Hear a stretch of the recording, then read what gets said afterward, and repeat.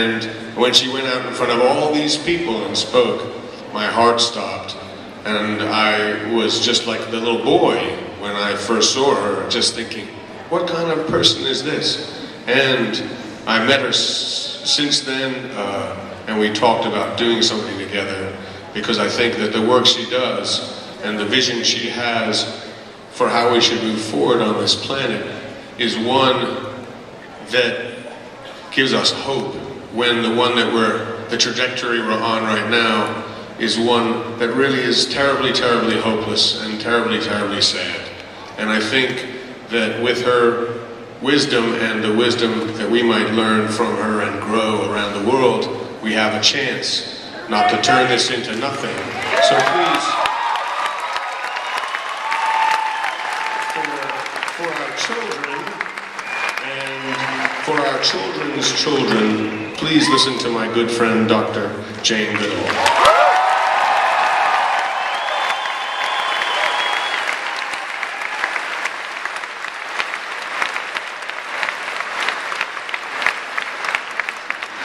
Well, thank you, Dave, and good evening to everybody here. And it's the first time that I've done anything like this. It's the first time that I've shared a platform with somebody like Dave Matthews, and soon there will be Tim.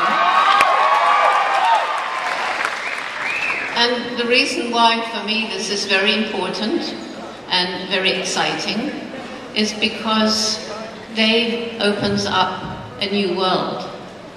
Dave's audiences are different to most of mine, although I know there are many of you here tonight who would come to hear either of us. Now you get us both together.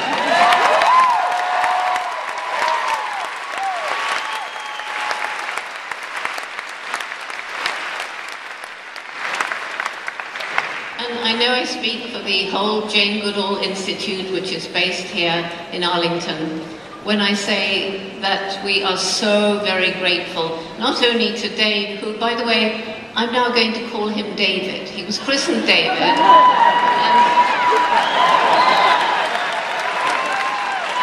The reason that I'm always going to call him from now on David is, first of all, his mother called him David, and secondly, the very first chimpanzee who lost his fear of me was called David.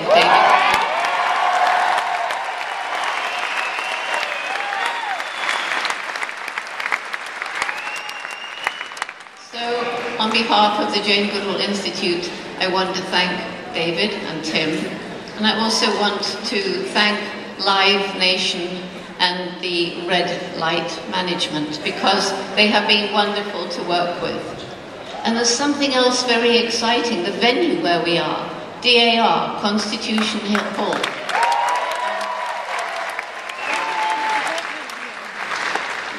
Way back in 1962, I think it was, I gave my very, very first talk in the United States. Now imagine a young woman, a girl really, straight from the forest, never done a public speech before, except to a very tiny audience, confronted with this.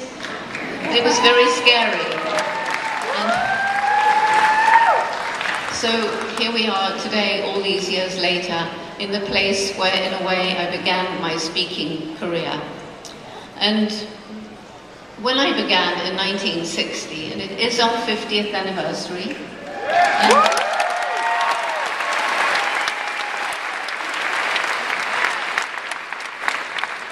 when I began, the world was a very different place. There was unbroken stretches of forest right across Africa.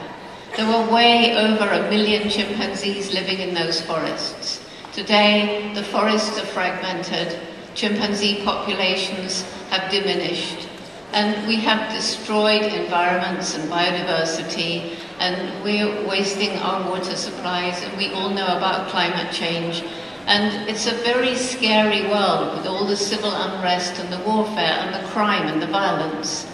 And there are many young people here today. And many of you have young people in your lives.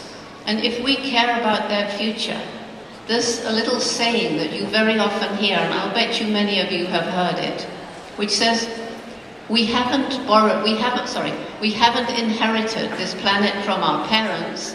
We've borrowed it from our children. But when you borrow, you plan to pay back. We have been stealing and stealing and stealing the non-renewable natural resources.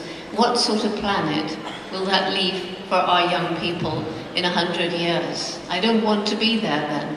But on the other hand, while I'm still alive, I'm going to use all my remaining energy not only to protect chimpanzees and rainforests and improve the lives of poor people in Africa, but also to try and give a message of hope to the young people around the globe today. Because without hope, there is no hope. We give up and we do nothing.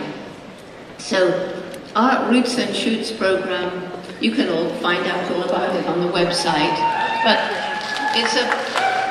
it's actually a movement.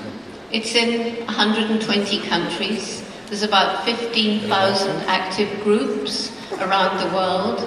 They range in age from preschool right through university, with very strong membership at the university and college level. And it's all about making this a better world for people, for animals, for the environment. It's youth-driven. The youth chooses the projects that they feel are important and roll up their sleeves and get out there and do them. And they interact with each other around the globe, either through the emails or whenever we can in person. So that's one of my major reasons for hope. And because we now have this wonderful friend, come here, Dave. Oh, keep on.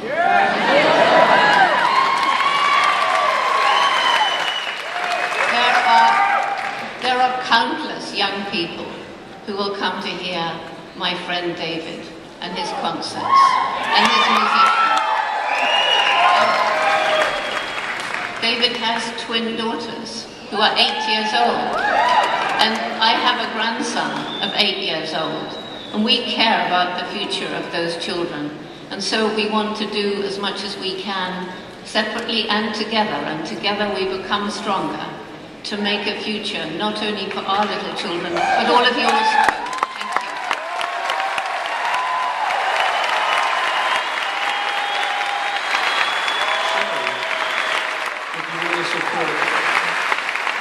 Goodall Institute and their efforts, please text and tell your friends to text CHIMP to 20222. Thank you very much, Dr. J. Goodall.